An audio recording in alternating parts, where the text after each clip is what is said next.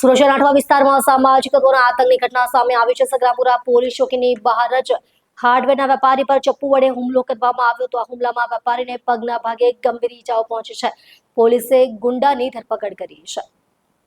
Police inspector એમ.આઈ. હુદ્દડે જણાવતા કહ્યું કે બસન બાયદાન રબારી નવસારી બજાર સગરામપુરામાં હાર્ડવેરની દુકાન ચલાવે છે। આ વિસ્તારમાં સામાજિક તત્વો દારૂની મહેફિલ માણતા હતા અને દુકાનની બહાર દારૂની બોટલો પડેલી હતી। જ્યારે વેપારી સવારે દુકાન ખોલવા ગયા ત્યારે તેમણે દુકાન પાસે દારૂ ન પીવા અંગે ટકોર કરી। આ ટકોર કરતા જ અસામાજિક તત્વોએ વેપારી પર ચપ્પુ વડે હુમલો કર્યો અને ફરિયાદીને જાનથી મારી નાખવાની ધમકી આપી હતી। આ ઘટના બાદ ઘાયલ વેપારીને 108 ઇમરજન્સી સેવાના માધ્યમથી સિવિલ હોસ્પિટલમાં સારવાર અર્થે ખસેડવામાં આવ્યા છે।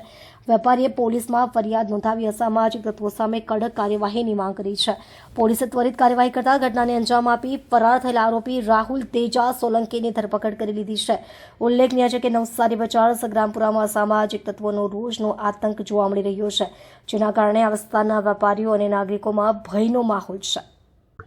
આજ રોજ સવારે કલાક 8:30 વાગ્યાના અરસામાં સગરામપુરા ખાતે બસંતકુમાર રબારી કરીને હાર્ડવેરનો વેપારી છે, તે પોતાની દુકાન પાસે હતો ત્યારે આ કામનો આરોપી રાહુલ સોલંકી કરીને છે, જે તેની દુકાન પાસે તેની સાથે ઉશ્કેરાટજનક વર્તન કરી અને બોલાચાલી ઝઘડો કરી અને ફરિયાદીના પગમાં નીચેના ભાગે ગોઠણથી નીચેના ભાગે છરીથી હુમલો કરેલ અને નાસી ગયેલ બાદ પોલીસ ત્યાં આરોપીની તપાસ કરી અને આરોપીને પકડી